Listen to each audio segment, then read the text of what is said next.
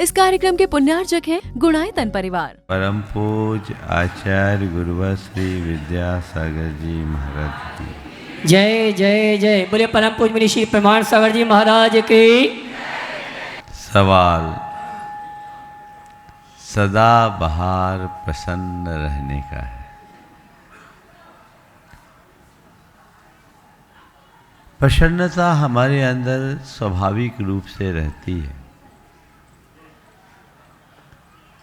पर हम खुद खिन्न, अप्रसन्न या दुखी होते हैं। थोड़ा विचार करें कि अपने आप को प्रसन्न रखना है तो स्वभाव में रहने का अभ्यास करें। क्या है? स्वभाव में रहें। और स्वभाव में रहने के लिए क्या करें? प्रभाव से बचें। हम प्रभाव में आ जाते हैं तो स्वभाव खो जाता है, विभाव आ जाता है, और जहाँ विभाव आता है वहाँ फिर दुख आता है, वहाँ क्षोभ आता है, वहाँ अशांति आती है, वहाँ अप्रसन्नता आती है। अपने अंदर वो भाव भूमिका हम सबको जगाने की जरूरत है।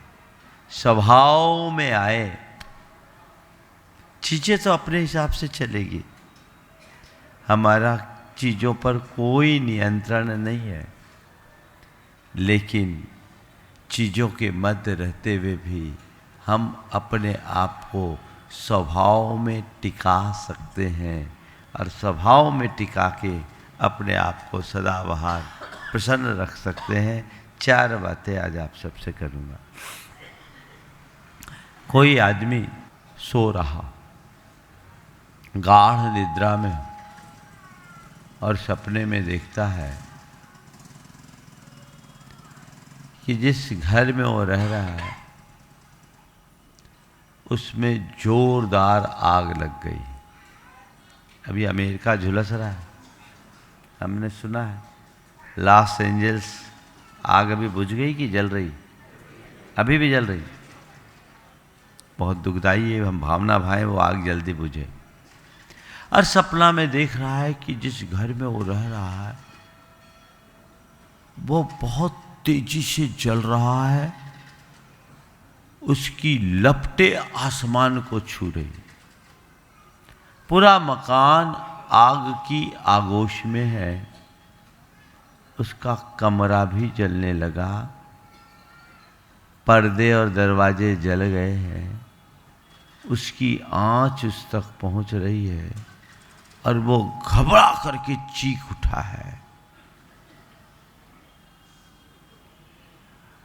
मैं आपसे पूछता हूं, उस आग को बुझाने के लिए कितने बाल्टी पानी की जरूरत है? बोलो। हाँ, पानी की जरूरत है क्या? क्या जरूरत है? एक बूंद भी पानी की जरूरत नहीं है। आवश्यकता है उसे झकझोर कर जगाने भर की। एक बार जगा दीजिए, आग अपने आप बुझ जाएगी, है ना? हमने एक बार जगा दिया, आग अपने आप बुझ गई। क्यों? वो आग थी ही नहीं। क्या था? सपना था, है ना? वो आग नहीं थी, सपना था। तो जब तक वो सपने में था, नींद में था, वो आग को देखकर घबरा रहा था। जाग गया, इधर उधर देखा, सब कुछ ठीक है, ये तो सब सपना है ना? सारा दुख दूर। जो कुछ पल पहले चीख रहा था उसके चेहरे में भी मुस्कान है, अब बड़ी राहत है, ठीक है, सब कुछ ठीक, ये तो सपना था, है ना। तो पहला सूत्र, ये सब सपना है, ये मान के चलो। सपने में कोई राजा बन जाए तो खुशी नहीं, और रंक बन जाए तो दुख नहीं। राजा बने तो खुश सुखी नहीं, और रंक बन जाए तो दुख नहीं। क्यों? क्योंकि ये सपना है। संत कहते हैं 2 प्रकार का सपना है, एक बंद आंखों का सपना, एक खुली आंख का सपना। बंद आंख के सपने को सपना समझने में हमें विलंब नहीं होता, लेकिन खुले आंख के सपने को हम सपना मानने को राजी नहीं, इसलिए व्याकुल है। हर पल सपने में जी रहे हैं, और सपना में जी नहीं रहे हैं, सपने ही गढ़ रहे हैं। ये हमारे दुखों का सबसे बड़ा कारण है। जो अध्यात्म दृष्टि से संपन्न लोग होते हैं, उनके लिए ये सब चीज़ें कोई ज़्यादा मूल्यवान नहीं होती। वो संयोग में, वियोग में, सुख में, दुख में, हानि में, लाभ में, मान में, अपमान में स्थिरता बना के रखता है। हर में समता, सब में स्थिरता, और इसी का नाम तो प्रसन्नता है। उसको किसी चीज से कोई खास फर्क नहीं पड़ता। वो अपने जीवन की धारा को उसी अनुरूप बना लेता, वैसा ही उसका जीवन का क्रम बन जाता है। और जिसका जीवन क्रम एक बार वैसा बन जाता है, उसका जीवन धन्य धन्य हो जाता है। अपने जीवन में वो बदलाव हम घटित करें। मान सकते हैं ये सपना है? बोलो, सपना है। जब तक नींद है तब तक सपना ही अपना दिखता है। नींद खुलती है, समझ में आ जाता है ये सपना है। एक सम्यक दृष्टि के लिए ये सब सपना दिखता है। ये सब सपना दिखता है, ठीक है। आया तो मेरा नहीं, गया तो मेरा नहीं। अपने अंदर इसे जगाइए। एक राजा था, उसका इकलौता बेटा कुछ दिनों से दाहत ज्वर से ग्रसित था। पूरा शरीर तप रहा था, बेटे का शरीर तप रहा था, अंग अंग उमेट रहे थे। सारा उपचार करने के बाद भी कोई काम नहीं। एक ही बेटा, राजा और रानी दोनों उसकी सेवा में लगे, रात दिन जगकर उसके साथ लगे, कोई लाभ नहीं मिल रहा था। अचानक बेटे को ज्वर बढ़ा, राजा बहुत थका था, और इधर उसे झपकी आई। झपकी में क्या देखता है कि मैं बहुत बड़ा चक्रवर्ती राजा हूँ, पूरे भरत क्षेत्र पर मेरा एक क्षेत्राधिपत्य साम्राज्य है, और 7 पुत्र हैं। उसी राज्य में वो खो रहा था। इसी बीच बेटे को जोरदार हिचकी आई और वहीं उसके प्राण निकल गए। बेटे के प्राण निकलता देख रानी चीख पड़ी, और रानी की चीख सुनकर राजा की तंद्रा टूटी। वो जगा, देखा बेटा मर चुका था। जैसी बेटे पर दृष्टि पड़ी, वो जोर जोर से हंसने लगा। रानी ने कहा, ये क्या पागलपन, इकलौता बेटा, अपने कलेजे का टुकड़ा, अपने जी का लाल आंखों के सामने चल बसा, और आप ऐसे हंस रहे हो। राजा ने जो बात कही वो ध्यान देने योग्य है। उसने कहा, मैं इसीलिए तो हंस रहा हूँ, किसके लिए रोऊं, इस एक के लिए रोऊं या उन 7 के पीछे रोऊं। जब वो 7 थे तो ये एक नहीं था, जब ये एक है तो वो 7 नहीं है। अभी मैं उन 7 के साथ था, अब ये एक के साथ हूँ। मैं किसके लिए रोऊं? मुझे तो हंसी आ रही है। न ये एक मेरा, न वो 7 मेरे। वह भी सपना था, यह भी सपना है। वह बंद आंखों का सपना था, ये खुली आंख का सपना है। जिस दिन ऐसा विश्वास जम जाएगा, फिर तुम्हें कुछ भी चीजें प्रभावित नहीं करेगी। स्वभाव की दृष्टि जगेगी, सबका प्रभाव छूट जाएगा। दूसरी बात, ये सब एक नाटक है। इसे एक नाटक की तरह देखें। कहीं कोई नाटक होता है, अभिनेता विभिन्न प्रकार का अभिनय करता है और उसे जो भी अभिनय दिया जाए, जैसा भी अभिनय दिया जाए, वो वैसे अभिनय को बखूबी निभाता है। जो दर्शक होते हैं वो उसके अभिनय से प्रभावित होते हैं और कई बार तो रोने भी लगते हैं। जो दृश्य सामने है वैसा मन में आता है। अभिनेता को यदि राजा का रोल मिलता है तो वो राजा का रोल निभाता है, और कभी भिखारी का रोल मिलता है तो वो भिखारी भी बन जाता है। और ऐसा भिखारी कि देखने वाले का हृदय द्रवीभूत हो जाए। लेकिन उस अभिनेता को कोई फर्क नहीं पड़ता, क्योंकि वो अपनी वास्तविकता को जानता है। वो जानता है कि राजा भी मेरा स्वरूप नहीं और ये भिखारी भी मेरा स्वरूप नहीं, ये केवल रोल है। मैं तो रियल में क्या हूं मुझे पता है। राजा भी रोल और भिखारी भी रोल। मैं तो जो हूं सो हूं, उसे अपनी रियलिटी का पता होता है।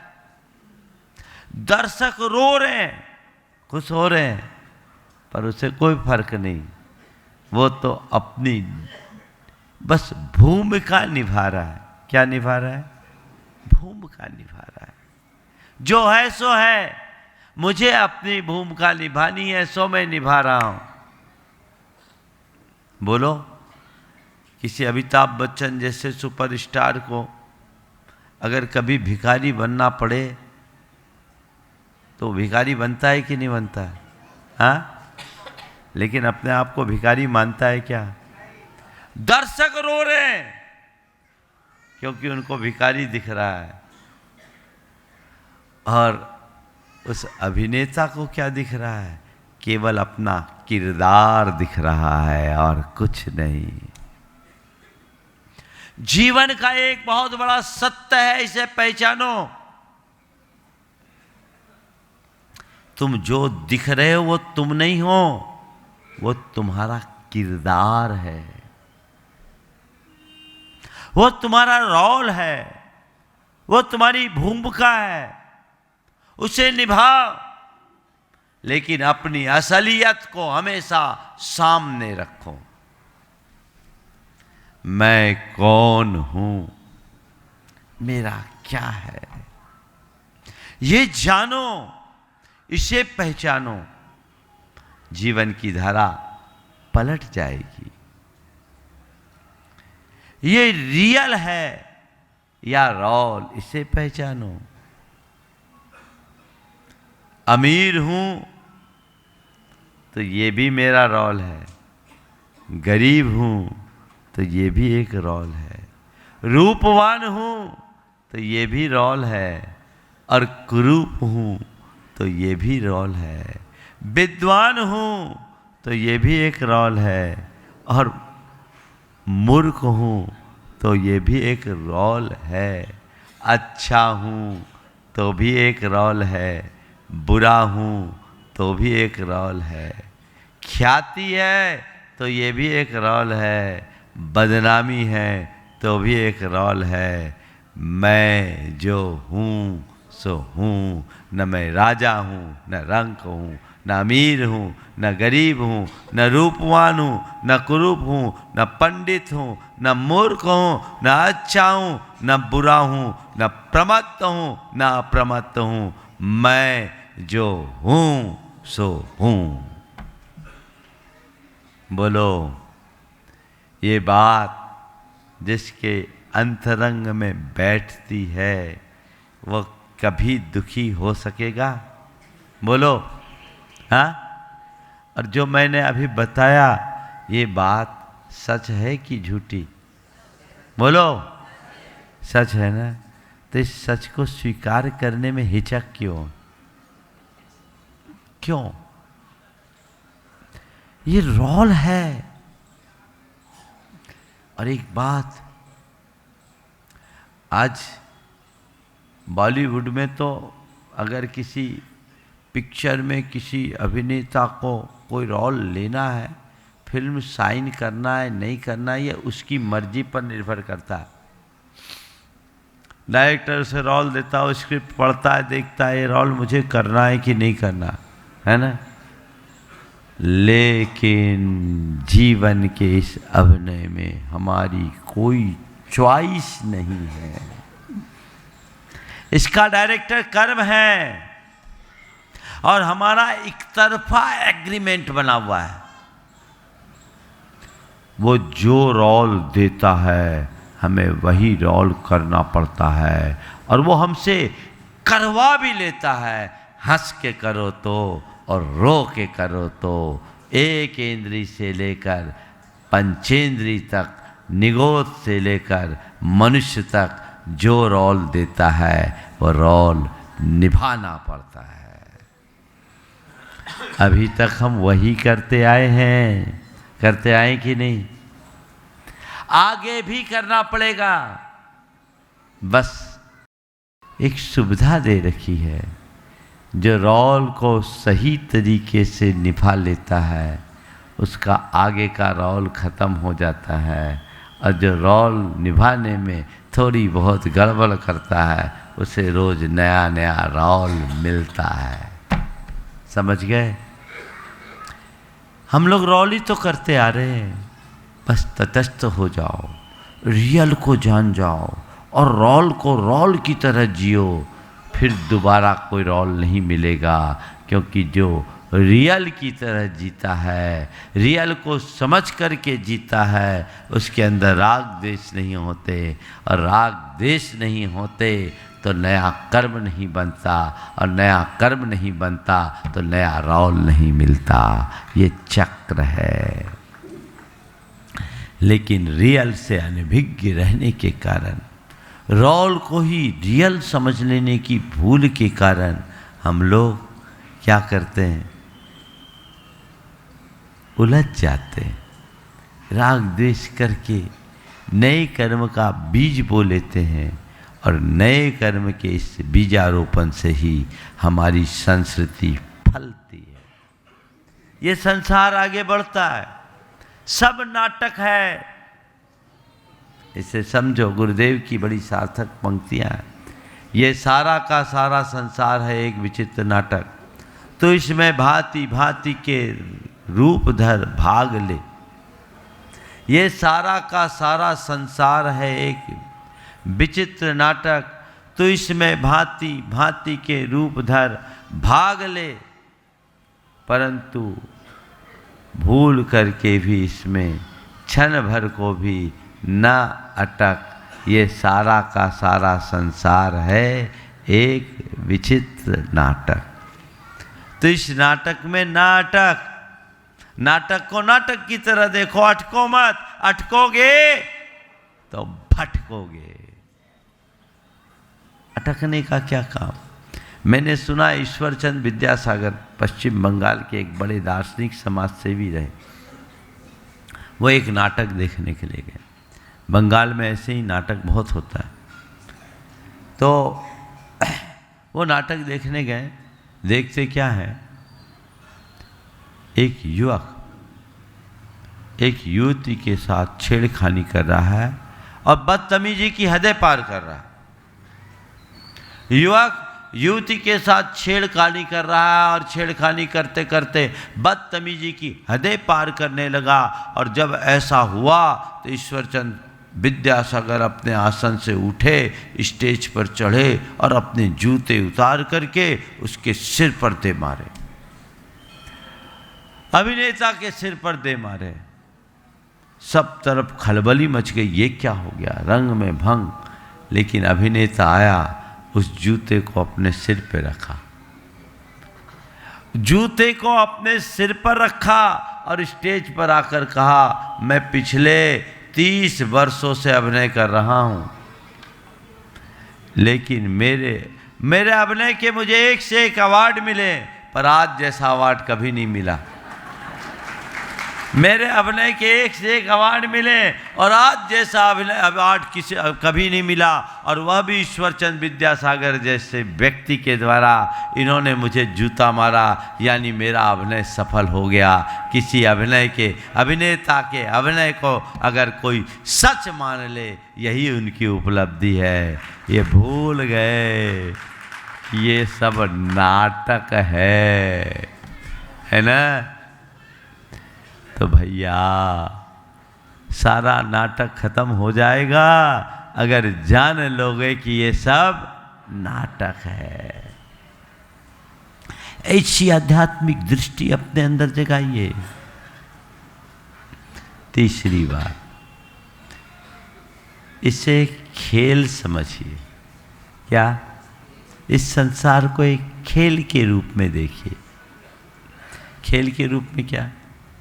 जब कोई खेल होता है, खेल खेला जाता है और खेल में 2 टीमें होती हैं, एक जीतता है एक हारता है।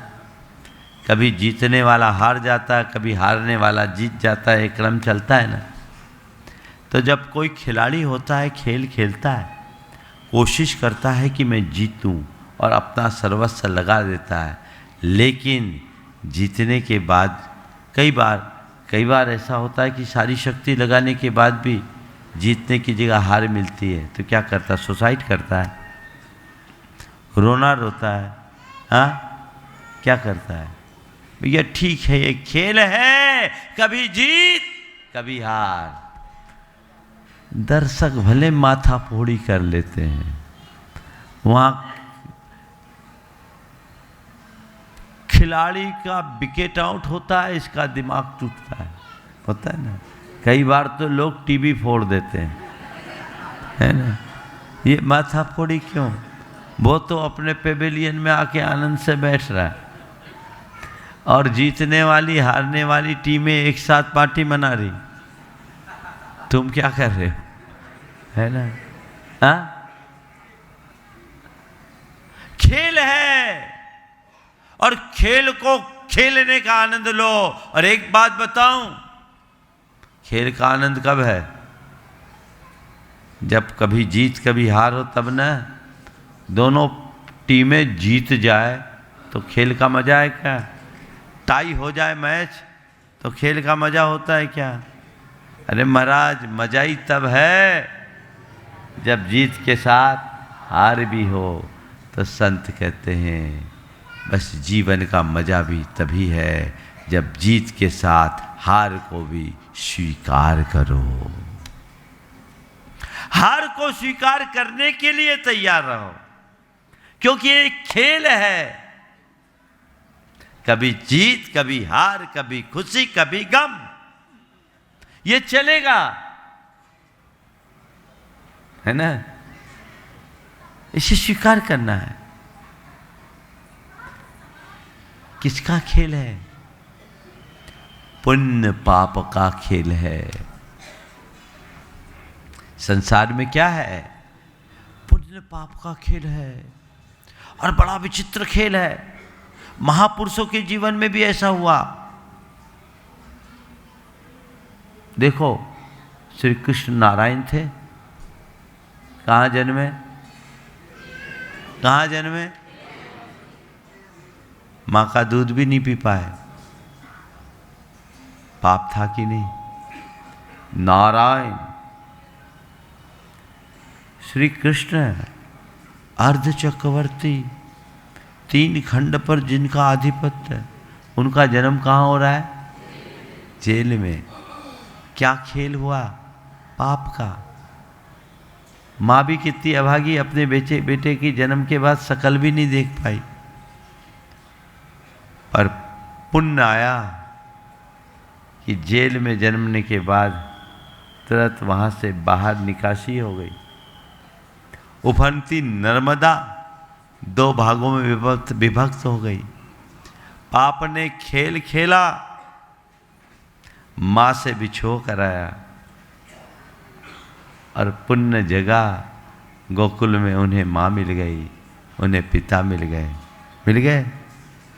और देखो, एक नारायण चक्रवर्ती, उसे क्या करना पड़ रहा है? ग्वाल बाल की तरह जीना पड़ रहा है। जी रहे मजे में। नारायण भी ग्वाला बन रहा है, गैया चरा रहा है।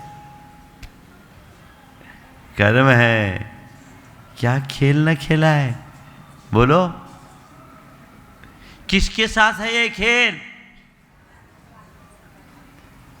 नारायण जैसे महापुण्यशाली आत्मा के साथ भी ये खेल हो रहा है ना? कंस ने मारने की कितनी कोशिश की, कितने कुचक्र रचे, पाप सामने आया, पुण्य संरक्षक बन करके झेल लिया। पूरी कहानी देखो, अंत में जीत किसकी हुई? और फिर देखो, पाप। नारायण श्री कृष्ण का अंत कहाँ हुआ? कहाँ हुआ? कहाँ हुआ? एक तीर के लगत कृष्ण की विनस गई काया। तुम्हारा जोर कहाँ है? किसका खेल है ये? कर्मों का खेल है ना। बड़ा विचित्र खेल है। इस खेल को खेल के रूप में स्वीकार कर लो, रोना धोना सब मिट जाएगा। देखो, श्री कृष्ण नारायण थे, उनके 6 दिन के बेटे का अपहरण हो गया, प्रद्युम्न का। सारी सुरक्षा धरी रह गई। बोलो, जब महापुरुषों के जीवन में ऐसा हो सकता है, तो तुम साधारण व्यक्ति किस खेत की मूली हो? बोलो, है क्या? 6 दिन का बेटा, और वो बेटा भी ऐसा वैसा नहीं, कामदेव प्रद्युम्न। कैसा पापोदय आया? आया? कितना प्रबल पाप का उदय। ऐसे महापुरुष के जीवन में भी ऐसा पापोदय आ सकता है? कोई अता पता नहीं रहा। मिला भी तो कब मिला? कब मिला? 16 बरस के बाद। वो रुक्मणी कितनी अभागी। नारायण श्री कृष्ण की पटरानी भी इतनी अभागन हो सकती है कि अपने बेटे को 6 दिन में ही वियोग सहना पड़े? बोलो। पर ये बताओ, उनने क्या किया? आरजू मिन्नत की, रोना धोना किया, खोज खबर पूरी ली, लेकिन अंत में स्वीकार किया न, ये कर्म का खेल है, स्वीकार करो। चल कर्म, तुझे यही खेल खिलाना है तो मैं तैयार हूं। जिस मनुष्य के मन में ऐसी भावधारा जग जाती है, वो कभी घबराता है क्या? हाँ, कभी नहीं घबरा। वो स्थिरता बनाए रखता है। अगर मैं सुनाना चाहूं तो पूरे पुराण इसी से भरे पड़े हैं। पुण्य पाप का खेल ही दिखेगा महापुरुषों के जीवन में। तो ये पल में पासा पलटता है, स्वीकार करो। और ये बात अंदर आ जाए, अच्छा है तो भी पुण्य का योग है, बुरा है तो पाप का प्रकोप है। अब पुण्य हो या पाप, दोनों कर्म का खेल है। अगर ये कर्म के खेल को समझ लोगे तो ना दीनता आएगी, ना अभिमान, ना आसक्ति होगी, ना अभिमान। जीवन में स्थिरता बनी रहेगी। पल पल में खेल बदल सकता है, इसलिए इसे जानो, समझे। और चौथी बात, बस एक बात ध्यान रखें, मुझे अपनी भूमिका निभानी है। क्या करनी है? भूमिका निभानी।